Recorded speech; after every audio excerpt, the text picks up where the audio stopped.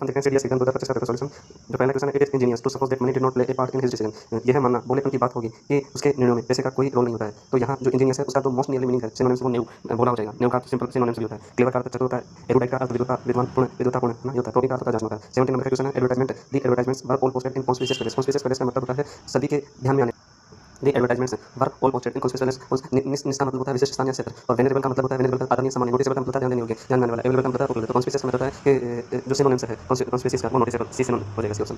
18 question का early humans में है जो बच्चे होते हैं ना, जो उनका जो मैथमेटिकल कंसेप्ट होता है वो एक तरीके से बुनियादी समझ के ऊपर आधारित होता है। रूडिमेंटरी का होता है बुनियादी, जिसका और ये प्रारंभिक, तो उसका जो सिनोनिम्स हो जाएगा वो एलिमेंट्री हो जाएगा। 19 नंबर का जो क्वेश्चन है उसको देखते हैं कि the poorly conducted workshop was एक tragedy of initial vision document. वो कह रहा है कि जो कार्यशाला जो वर्कशॉप आयोजित किया गया था वो बेकार तरीके से आयोजित होने की वजह से है ना, प्रारंभिक स्टेज के तौर पे इनिशियल का मतलब प्रारंभिक है ना, उसको अगर प्रारंभिक इनिशियल डॉक्यूमेंट के तौर पे देखते हैं तो वो एक तरीके से हमारे लिए मजाक का होता है, मजाक का पात्र। तो इसका अर्थ होता है, इसका जो सिनोनिम्स हो गया मौखिक, ये ऑप्शन।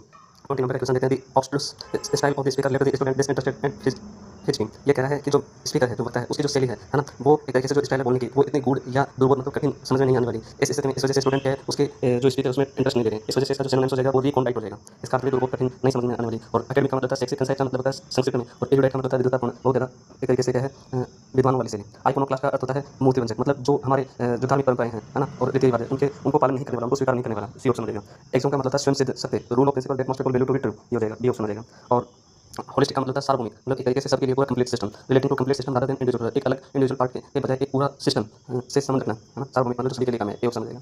और 24 क्वेश्चन ऑब्स्क्यूरियस, ऑब्स्क्यूरियस का मतलब होता है मतलब एक तरीके से उत्सुकतापूर्वक किसी की सहायता करना, बी ऑप्शन हो जाएगा। एपिडर्म का मतलब होता है एक थिक स्किन मैमल, मोटी कमड़ी वाला स्तनधारी जानवर जैसे हाथी, एलिफेंट, ये ऑप्शन हो जाएगा। यूबिक्यूटस का मतलब होता है सर्वव्यापी, something that wide presence, C option हो जाएगा, जो सब जगह उपलब्ध हो एवरीवेयर। डेसिकेट का मतलब होता है जो सब्जी वगैरह जैसी चीजें हैं है ना, जिनके अंदर से पानी को निकालना, मतलब उनको सुखाना, dry out items of consumption. Deleterious का मतलब है हार्मफुल, खतरनाक, कॉजिंग हार्म और डैमेज। इक्विवोकेट का मतलब होता है चीजों को गोलमोल करना, मतलब ऐसी लैंग्वेज यूज करना जो क्या सत्य को छिपाए, तो डी ऑप्शन हो जाएगा। इंडोलेंट का मतलब होता है लेजी, आलसी है ना, तो ये हो जाएगा ए ऑप्शन। और बाउंटीफुल का मतलब होता है प्रचुर, और पॉवर्टी का मतलब होता है स्टिकन गरीबी होता है। और इंडलजेंट का मतलब एक तरीके से जैसे तो लिप्त होना होता है। और ये जो पार्ट है 31 नंबर का क्वेश्चन, इसके अंदर हमारे को पी क्यू आर सेंटेंस को एस वन और सिक्स के बीच जमाना है। तो इनके अंदर जो सबसे पहले देखते हैं तो पहला जो क्वेश्चन है वो एक तरीके से क्या मीनिंग दिया हुआ है, तो पहले मीनिंग के बाद अपन दूसरा जो देखते हैं सेंटेंस के अंदर, तो इसके अंदर जो हो जाएगा वो डेफिनेशन हो जाएगा या उसका ओरिजिन हो जाएगा। उसके बाद उसका जनरल ट्रुथ हो जाएगा, और उसके बाद उसका हिस्टोरिकल इवेंट हो जाएगा, और उसके बाद जो मॉडर्न इवेंट हो जाएगा। तो इसके जो एस वन के बाद जो फर्स्ट सेकंड नंबर का जो सेंटेंस आएगा वो ऐसा आएगा जिसके अंदर क्या डेफिनेशन दी हुई है। फिर दूसरा जो जनरल ट्रुथ दिया हुआ है, जनरल फैक्ट दिया हुआ है वो पी हो जाएगा एस पी। और तीसरा उसके बाद जो उसके बारे में हिस्टोरिकल डेवलपमेंट दिया हुआ है, हिस्टोरिकल डेवलपमेंट में 8 नंबर का सेंटेंस हो जाएगा। और फिर मॉडर्न डेवलपमेंट में उसका 2 नंबर का सेंटेंस, इस वजह से इसका एस पी आर पी हो जाएगा, बी ऑप्शन सही हो जाएगा। Thank you.